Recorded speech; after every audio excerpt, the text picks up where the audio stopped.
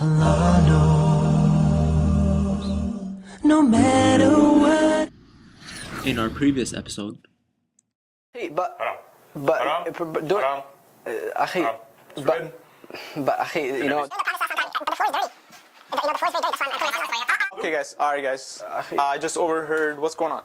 Well, you know, I was praying and brother came in and he said, man, I want to put my sandals on, you know? And the floor is very, did you have wudu before you? Yes, I did. Okay, and the floor is kind of dirty, so yeah, it is. But you can't pray with your shoes on. Is that right? Are you sure? You can. I don't think it's haram, but we should do it. How about you go ahead and lead us?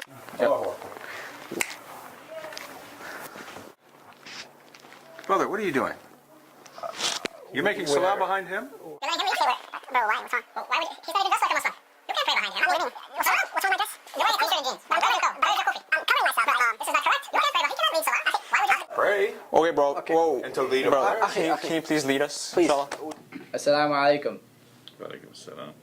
Oh my god. Did you see that, brother? Seriously, like, that guy kept picking on me. What's up with that? I mean, can we give us some dawah techniques?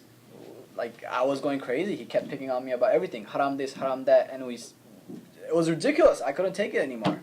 So please help us out here. Give us some dawah techniques. I'm guessing from the way you're describing this is that the person was basically like imposing themselves upon you. Yes. Right. Every 2 minutes. So the key, one key with da'wah is that, okay, your goal, already understanding your goal is da'wah ilallah, right? Your goal is to call people to God. When you impose yourself on someone, then you are often calling people away from Allah Ta'ala. Because that's just not a very friendly practice. That if you are criticizing someone, then more often than not, you're going to turn them away from yourself. Right?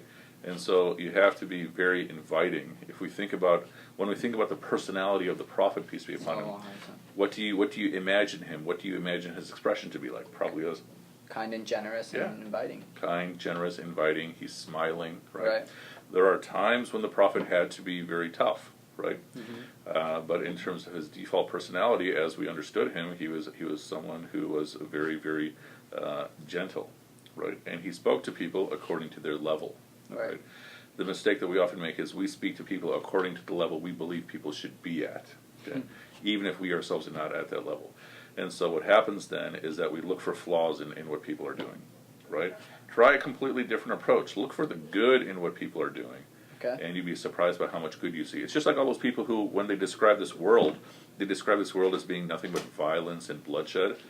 Yeah, the violence and bloodshed is definitely there, but look at how much goodness there is that's taking place in this world, right? Likewise, look at it. Your default should be to look at the goodness in the person that you're talking to.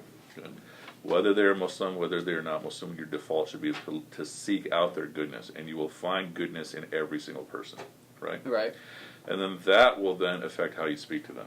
So the couple question kind of comes up. Ramadan is coming, as you know. There's going to be a lot of people coming into the masjid. How do we deal with, like, you see those uncles or you see individuals who's coming into the massages and they'll pick on how you wear your pants and how high, if you're not wearing a kufi or not. You're going to see that a lot, and a lot of the youths, our youth actually put into those pressure. So how do we deal with those individuals coming from, like, other side? Yes, dawah techniques are good. These are the tips that we can use. But there are individuals who's not even they don't have open mind. Sure. Where they're not able to say, oh, no, this is the way I have learned. How do we deal with, Okay, so once again, even in those people, looking at what good that they offer, let's be thankful at least that they're coming to the masjid. Right? Now, having said that, the young people, then that becomes our job to go out of our way to reach out to the young people before anybody else can. Right. And offer our support to them, offer praise to them for the fact that they're coming to the masjid, which may not be easy. They have so many other fun things they could be doing, and express real joy, real sincere joy that you're seeing them there. Yeah. And then, inshallah, they'll come back, and they'll come back looking specifically for you. Inshallah, this benefits everybody in the Ramadan, and hopefully those dawah tips also helps. Remember, always be kind and generous, just like our Prophet ﷺ was generous to us, improving our dawah techniques and try to deal with those uncles as much as we can, inshallah. Thank you so much.